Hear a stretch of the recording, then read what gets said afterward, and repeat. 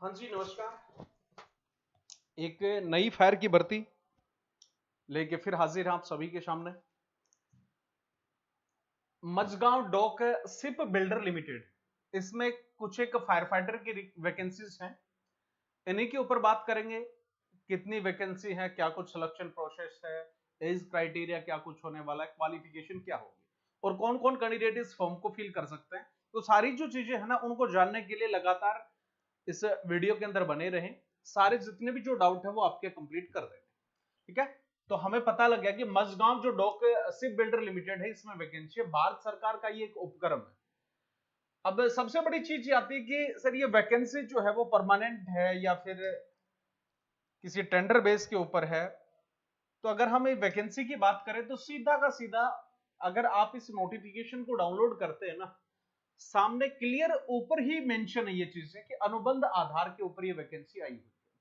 बाकायदा देखेंगे यहाँ पे, कर्मचारी पद के 3 वर्षों की अवधि के लिए अनुबंध आधार पर नियुक्ति हेतु भर्ती। यह अवधि अतिरिक्त 1+1 वर्ष के लिए बढ़ाई जा सकती है। कहने का मतलब क्लियर है इसका कि वैकेंसी जो ये फिलहाल जितनी भी जो रिक्वायरमेंट है, रिक्रूटमेंट्स हैं, वैकेंसीज हैं, खाली जो पद हैं, इनके लिए सबसे पहले आपको पता होना चाहिए कि वैकेंसी परमानेंट है या टेम्परेरी है या अनुबंध आधार के ऊपर है। ये बाकायदा क्लियर लिख दिया इसने, अनुबंध आधार के ऊपर। स्टार्टिंग के अंदर आपको 3 साल के लिए रखा जाएगा। उसके बाद में अगर आपका काम अच्छा होता है तो इसके बाद में 2 साल और बढ़ा देंगे, टोटल आपके कर देंगे 5 साल। ठीक है। 5 साल के बाद में हो सकता है आपका और भी अच्छा काम हो तो उसको और एक्सटेंड कर दिया जाए, बढ़ा दिया जाए। तो ये है इसका जो सिस्टम है वो, क्योंकि बहुत सारे कैंडिडेट इस चीज के अंदर कंफ्यूज हैं। अब हम बात करें कि इसमें वैकेंसी कितनी है। वैकेंसी यहां पे बाकायदा जितनी भी जो पोस्ट निकली हुई है सीरियल वाइज दिया गया है और अपनी होगी लगभग 21 के ऊपर। 21 नंबर के ऊपर आपकी वैकेंसी है ये वाले। इसमें लिखा गया फायर फाइटर। फायर फाइटर के अंदर अलग अलग कैटेगरी के अंदर पद हैं। ये शायद SC कैटेगरी है। उसके बाद में कैटेगरी को देख लेना आप, 4 वैकेंसी हैं, फिर 3 आ जाती हैं, फिर 4 वैकेंसी हैं, सॉरी 6 वैकेंसी हैं, फिर 4 हो जाएगी, फिर इसके बाद में होगी 7 वैकेंसी। तो इस तरीके से टोटल मिला के इनको अगर हम बात करें तो 26 पोस्ट आपके लिए, मीन्स फायर फाइटर के लिए रिजर्व रखी गई है।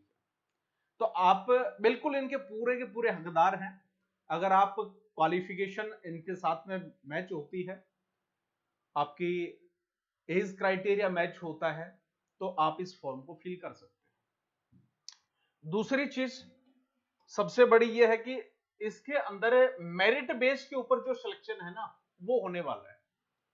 इसको भी देखना, क्योंकि सारी की सारी जो चीजें है ना, वो उनको कैटेगराइज किया गया है कि भाई एक्सपीरियंस का इतने नंबर हैं, क्वेश्चन एग्जाम के अंदर इतने पूछे जाएंगे, क्योंकि इसके अंदर क्वेश्चन वो एग्जाम होगा, डायरेक्ट इंटरव्यू बेस के ऊपर ज्वाइनिंग नहीं है।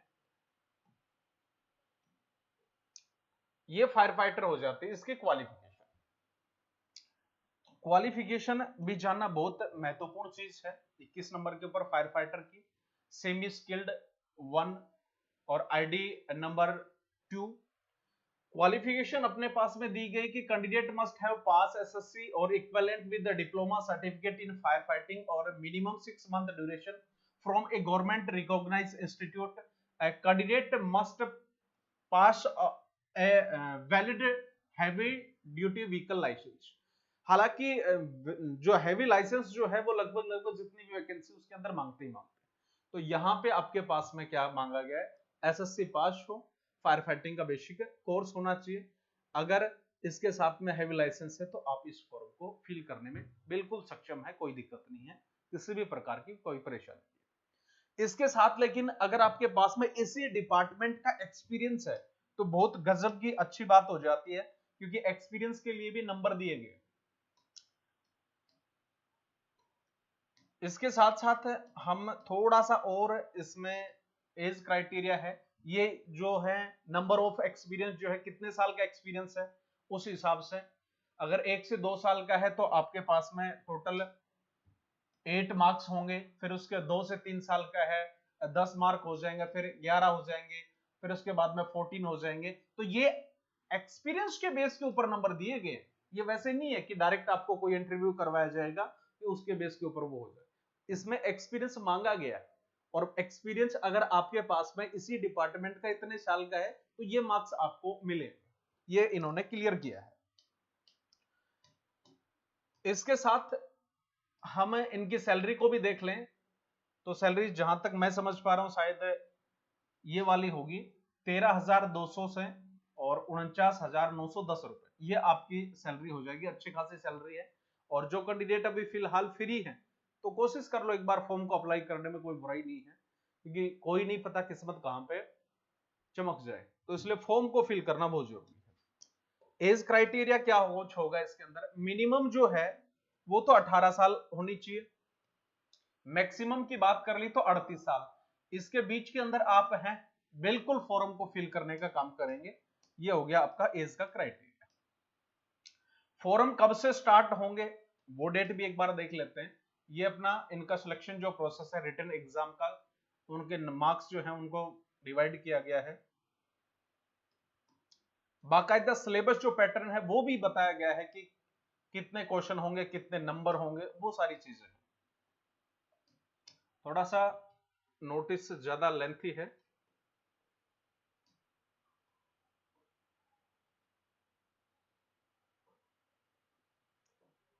ये एप्लीकेशन को फॉर्म को भरने की तारीख बाकायदा दी गई है। फर्स्ट नंबर के ऊपर आ जाती है अपने पास में commitment of MDL online application, Mazagon dockyard builder जो लिमिटेड है उसी के बारे में। MDL का मतलब यही है। यहाँ पे 11 सितंबर 2024 आपकी क्या हो जाएगी, एप्लीकेशन को ऑनलाइन है वो स्टार्ट कर दिया जाएगा। लास्ट डेट हो जाएगी इसकी एप्लीकेशन की 1 अक्टूबर 2024। तो फॉर्म को फिल कर दें बिल्कुल। उसके बाद में display of list of eligible candidate on MDL website, जो भी कैंडिडेट इलिजिबल होंगे, शॉर्टलिस्ट होंगे, उनका डिस्प्ले के ऊपर जो है वो कब तक, लगभग 14 अक्टूबर तक इनको शो कर दिया जाएगा। उसके बाद में last date for representation regarding in eligibility ये कर देंगे आपको 20 अक्टूबर की। और लास्ट एंडिंग के ऊपर आ जाता है date of announcement of online examination.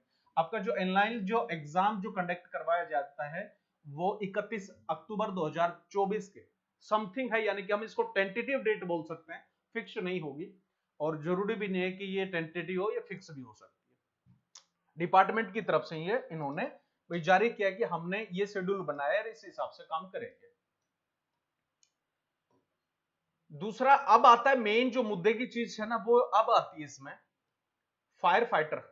Total जो मार्क्स हैं, टेक्निकल नॉलेज 20 क्वेश्चन होंगे इसमें। टेक्निकल जो नॉलेज है इसके क्वेश्चन कितने होंगे, टोटल 20 क्वेश्चन होंगे।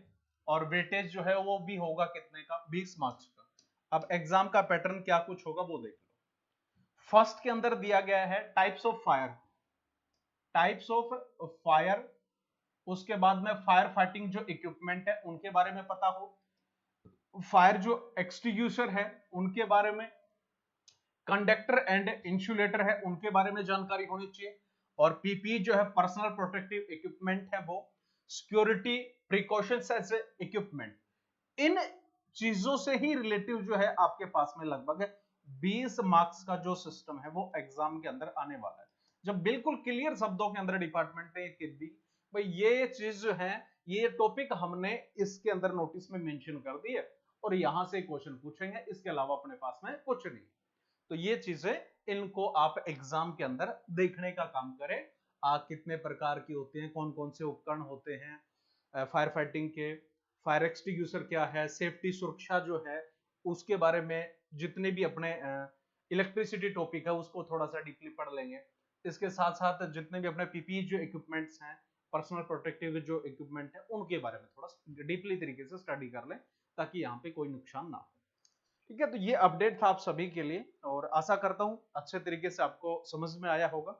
और भी किसी भी प्रकार का कोई पॉइंट रह जाता है, छूट जाता है, तो बिल्कुल आप कमेंट के अंदर पूछ सकते हैं या व्हाट्सएप के ऊपर मैसेज डाल के भी क्लियर कर सकते हैं। जय हिंद, जय भारत।